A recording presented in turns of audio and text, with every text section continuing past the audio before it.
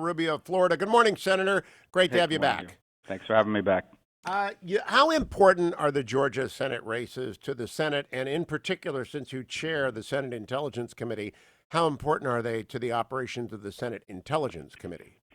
Well, let me just say it generally for the Senate. You've seen what it means over the last 2 years. They're not voting for two Senate seats in Georgia, although we have two extraordinary senators and candidates. They're voting whether or not they want Chuck Schumer to run the Senate. And Joe Biden takes office. Joe Biden becomes president. It could be the difference between a radical, crazy person running labor, Treasury, the Department of Defense, what have you, or someone we just don't agree with. I mean, but isn't a radical crazy. I think that's part of it, and then the other part of it is particularly in the Loeffler race, but I think in both of them, but Loeffler race more particular is this gentleman she's running against. Every day something new comes out, and I know you've been focused on that somewhat this morning as well, apparently. But the video of him saying you can't serve God in the military is offensive and would come as a tremendous shock to the men and women in uniform and their families who, in fact, put their lives on the line so he can have the freedom not just to worship but to say things like that. Let me play the clip for people who have just tuned in. This surfaced yesterday afternoon, evening by Pastor Warnock in a 2011 sermon delivered, it seems, at the Ebenezer Baptist Church. It could be a different pulpit, but I believe it's the Ebenezer Church. Cut number 4. America, nobody can serve God and the military. You can't serve God and money. You cannot serve God and mammon at the same time. America, choose ye this day whom you will serve. Is that newsworthy, Senator Rubio? Absolutely it is, because what he's basically saying, and look, the rhetorical point, the broader point, right, that you can't have two masters is different from saying that you can't serve God and the military. The issue is not whether you can serve God and the military. The issue is one of priority, but obviously God should be our top priority, and I would tell you that for an enormous number of men and women in the military, God is their priority, and as it should be. That said, they have a job to do, and they do it well, and they do it so that people have the freedom to worship as they please and to say and have the freedom to speak and say the things they say. But I also think it's very insightful. This is the Democratic Party. This is who they are. And even if it's not the majority of their members, as they claim, these are the people who raise a lot of money. This is the activist base. This is the people who get featured articles in magazines and on the front cover that have documentaries made about them. These are the stars of the Democratic Party, hold these kinds of views, and they just try to hide it while they're running for office in a state like Georgia, but then it obviously becomes apparent once they get in office. Now, Senator, ours is a Blue Star family, and I am deeply offended by this. And I have talked to our Blue Star family members, and they are incredulous and then shocked and then outraged. Here is the follow-up. I went online this morning. It's been out for 16 hours. I covered it last night. It is covered on Fox News, and the rest of legacy media is absolutely silent as a cemetery. Not a word, not a quote, not an attempt to explain. I think you will recall Kelly O'Donnell, Christine O'Donnell. I think you'll recall would-be Senator Murdoch. I think you'll recall would-be Senator Todd Akin after they made outrageous statements. The next day, you probably had a microphone in your face asking for a comment. Right. Is it not now incumbent on media to take this comment and not merely ask Pastor Warnock to amplify it, but to ask John Ossoff, his very left-wing colleague who's running for the Senate, and Chuck Schumer and every Democrat what they think about this? I think the media has always had bias because people are biased. But I think the Trump years has given many people in the media what they believe is license to just finally take off the mask and just reveal who they really are. And the damage it's done to the media actually damages the country.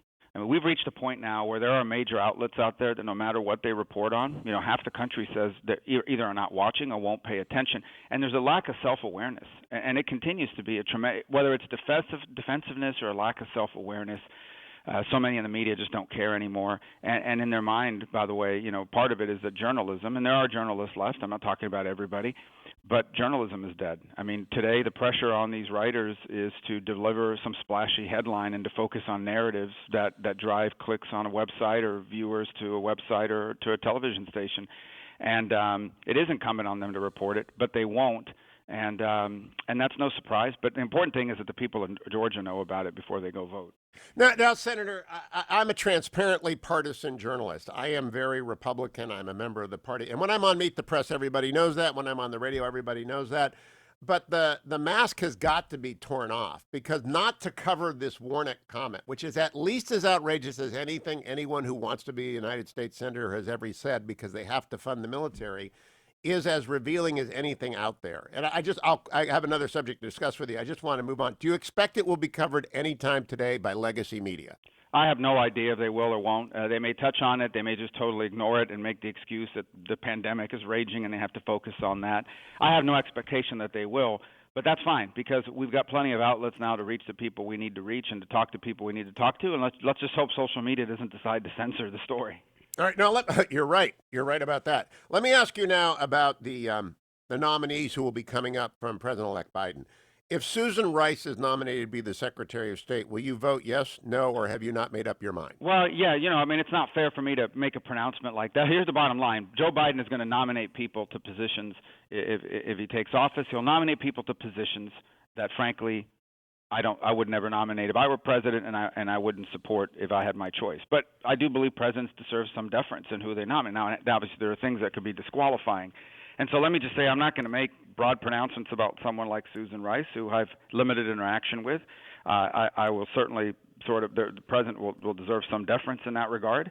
But I want to know more about what it is she intends to do as Secretary of State on some key issues around the world and so forth, and look at a record. There are others that I can tell you frankly, with no disrespect to them on a personal level, but I mean, I could never support, and I don't dislike Bernie Sanders, by the way. I mean, I actually think I admire the fact that he's pretty honest and transparent, that he's a socialist and has been so for a long time, although I strongly disagree with what he stands for, but I would never want him to see him as Secretary of Labor.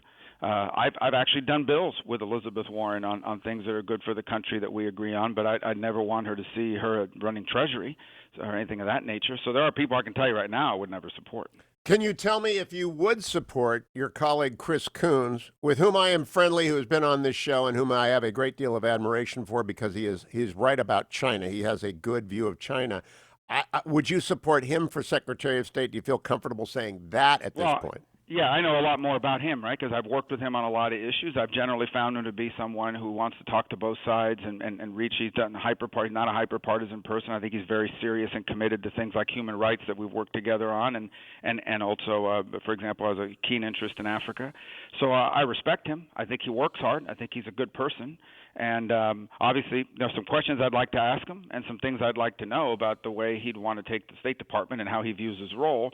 So I wouldn't make a pronouncement, but I could certainly tell you that he's someone who a lot of us are able to work with because, frankly, I think despite the fact that we vote differently many times, he is a person who I think is generally trying to find what can we agree on, and let's work on that. How about Senator Angus King, who's tipped for the Director of National Intelligence? Well, I told Angus that I'm going to easily sink his nomination by just saying he reminds me of John Bolton because of the mustache and the white hair.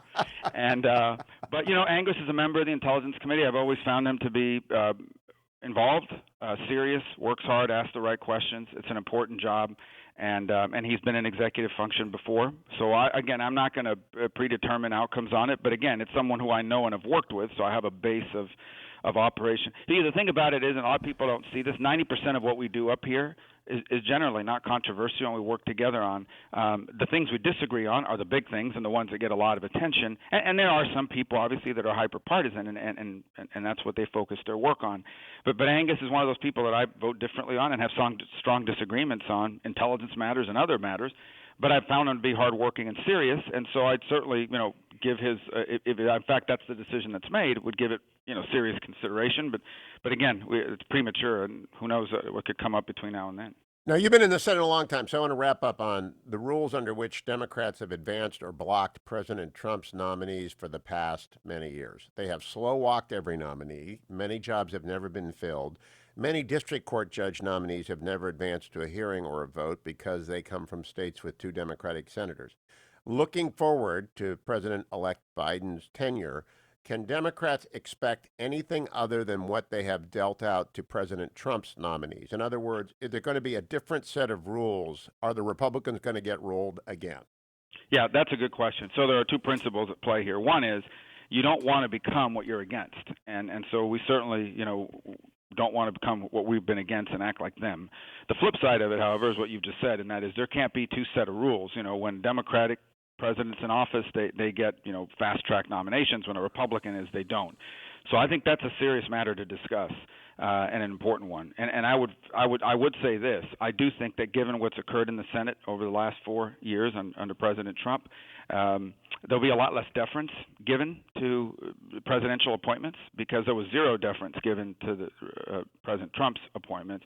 And one of the funny things to see is when President Trump dismisses someone who was confirmed by the Senate but Democrats voted against, suddenly they become a hero of the Democratic Party. But when they were nominated, they were the worst person on earth if you heard them and what they said about them. So, look, there's no way that Biden nominations are going to be treated like they traditionally have been treated under previous presidents, simply because of the atmosphere in the Senate has changed, and frankly because of the way the Democrats have just been so unfair during the Trump years on some of these nominees that they simply oppose them because the president is for them. I almost joke that the president should say, I don't want this person confirmed, nominate him, and then say he's against them so that they would support him. I mean, that's how ridiculous it became. Let me just drill down onto judges for just a second. California, which used to be my home, has got a number of district court vacancies that have languished with great trial lawyer nominees. They're not Democrats, they're not Republicans, they're just great lawyers, but they've languished because they come from two blue states with no blue slips returned.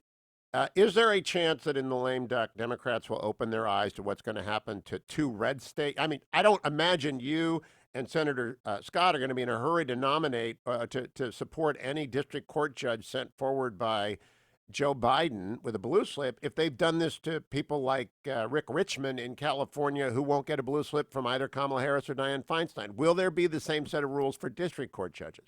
Yeah, first of all, I would tell you point blank that given the blue slip issue, there is no way that any Democratic administration is going to appoint judges in Florida that we don't agree with. So it's just as simple as that, and we'll have to be part of that process. And we've got a good process for that. And we've had great judges, and when we had great judges, many good people came onto the bench while Obama was president. So there's a way to do that. As for California, they're harming their own state at the end of the day. It's the federal courts there that are being backlogged by these unfilled vacancies. In Florida, I believe we are going to be left with just one vacancy, and it's not even a vacancy. It's a judge who's announced that he intends to retire once his replacement is confirmed by the Senate.